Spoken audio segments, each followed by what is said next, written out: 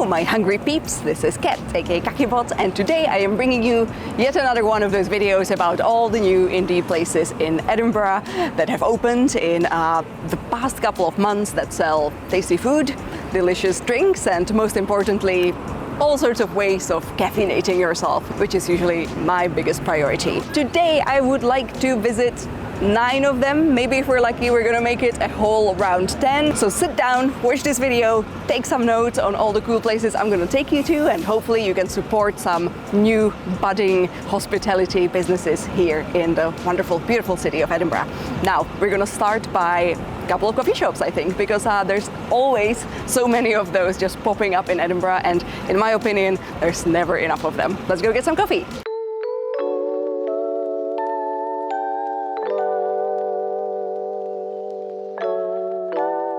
To anyone following the Edinburgh Instagram scene, this will not be a surprise. One of the top spots on my newly opened wishlist was Cool, a cafe at the top of Elmroe, your little gateway to Leith. This is yet another fantastic addition to Edinburgh's craft coffee scene, with a menu that will cater to even the most particular of coffee enthusiasts. The space is lovely, spacious, and generous with seating, so even if it seems busy from the outside, you will likely be lucky to get a table after a short wait.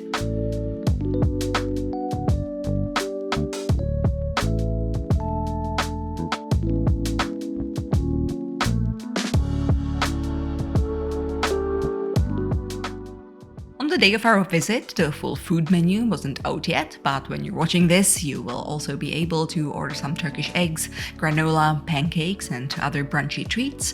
We had a little banoffee pie, which you can see here being butchered by Elle.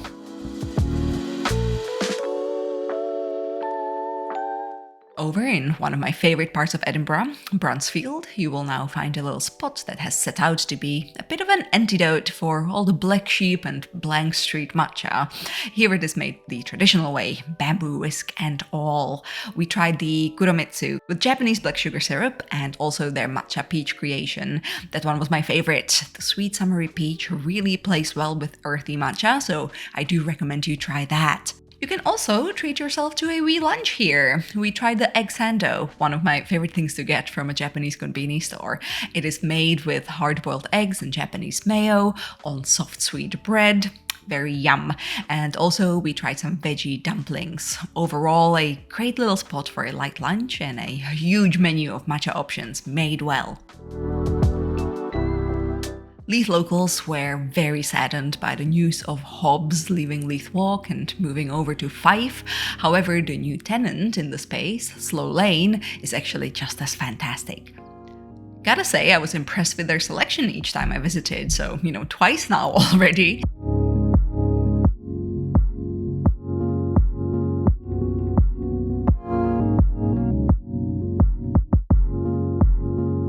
The croissant was my perfect mix of slightly crispy shell and soft fluffy inside with a great sort of salted butter flavor to it. Another thing I personally very much enjoyed was the gluten-free coconut and chocolate cake, which I liked enough to not really want to share with anyone.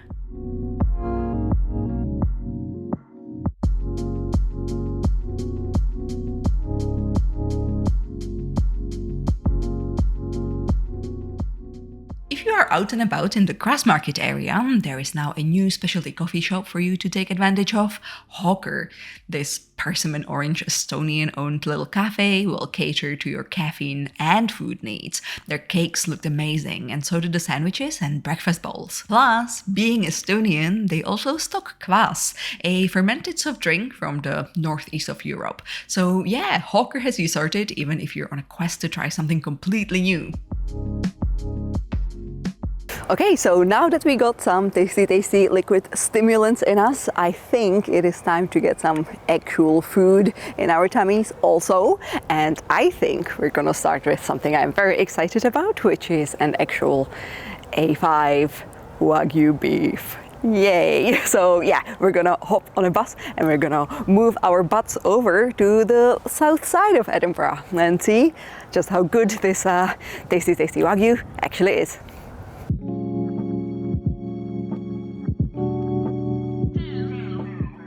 I love me a good social dining experience.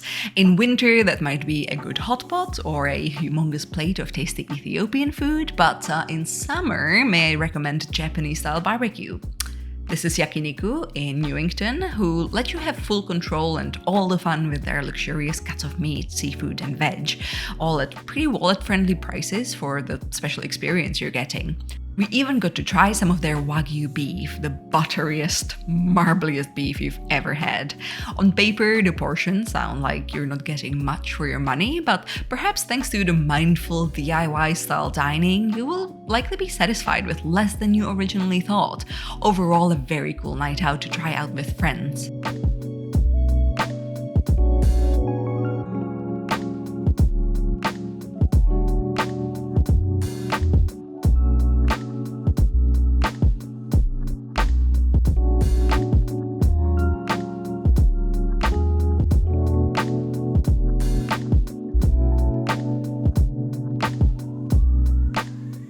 If it is views you're after, then, well, you could simply climb up Carlton Hill and look around. But did you know that now you can also get a little coffee or a drink or a tasteful little sunburn here at the sexy cafe Carlton Terrace? We popped in for a little late breakfast, and I actually thought for the location and experience, the prices were surprisingly okay, meaning, for Edinburgh standards, so still high. Anywho, I would actually really love to hear in the comment section what you think is a reasonable price for an avocado toast.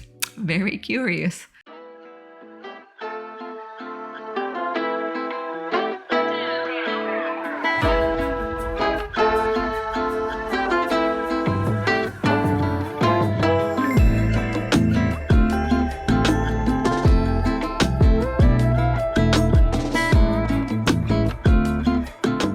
This one's for the vinyl heads out there. Lounge 33 is a freshly opened cafe and record store on Leith Walk.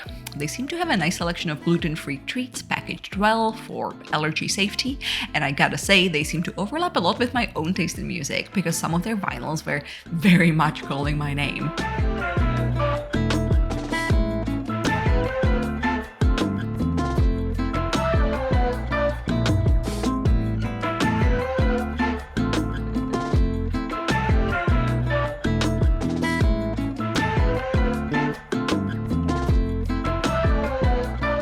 And almost next door is a new Japanese rice bowl eatery, Ryaku. It wasn't fully open when we were around, but maybe you can be the person to go check it out and tell us how it was. We don't go out for drinks too often on this channel, but this time we will take you to two fresh spots to have a pint around Leith. First up, the Volley, which has opened in place of what used to be the Doghouse. It's a simple, clean, modern pub with Beavertown on tap, a cocktail menu, and also a little pizza heated stand. To me, it lacked a bit of character, but I think it would make a good space for a birthday meetup with buds.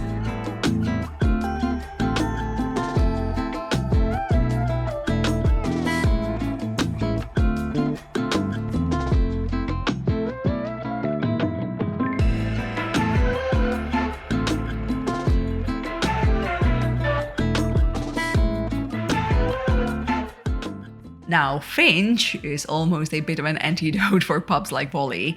It is absolutely packed with character, little hidey hole nooks, and an extremely charming beer garden. The beer menu is extensive, so you can taste test a whole bunch of dinky half pints and feel like you're a drinks critic and not just a massive Flushington. It's a bit out of the way, but I think that just adds to the charm. I mean, come on, we all need a little cozy, quiet pub from time to time.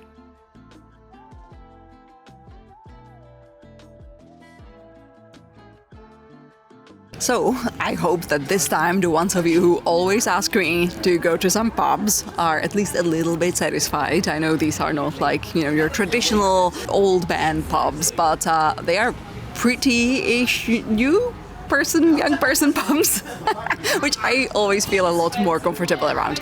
Anyway, we are finishing this video here at the Finch, which honestly has probably been one of my favorite finds of the whole video. It is so nice here, and we have shot most of this video during the little Scottish heat wave that attacked us at the sort of start of July, and yeah, having a bit of nice sort of locally made beer has been very refreshing, so yay for that. If you like this video, if you like my face, if you kind of are interested in what more I have to say, maybe some more niche travel tips for, you know, visiting Scotland, but also sometimes like vlogs from travels outside of Scotland, I would recommend you visit my Patreon. This is the address, and I try to make a bonus video every month, but also some of you who will join at one of the higher tiers will get access to some of my merch here. If you join Patreon, you will get that merch sent to you every third month anywhere in the world, which is great because I can't do that on Etsy. If you are in one of the sort of more import-friendly countries, you can head on over to my Etsy and buy some of my merch anyway. So yeah, if you're interested, my merch is all Scottish themed, so if you're a fan of Scotland or sometimes video games, you should check it out.